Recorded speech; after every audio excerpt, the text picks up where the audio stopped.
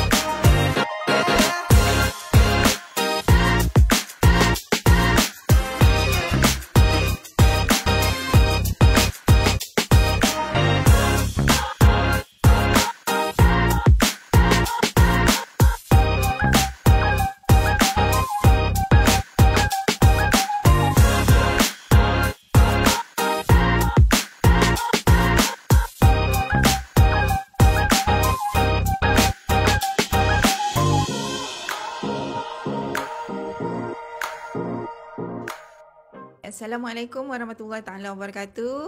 Saya Madam Rasidawati, Dekan Fakulti Perakaunan KPTM Bangi. Diucapkan selamat datang kepada semua pelajar-pelajar yang mendaftar untuk intake September 2025.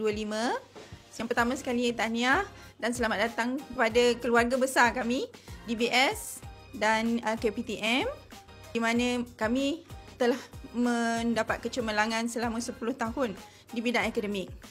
Anda semua mempunyai pilihan masing-masing, sama ada nak menyambung ke peringkat profesional atau ke peringkat akademik. So, selamat menimba ilmu di KPTM Bangi. Sekian, terima kasih.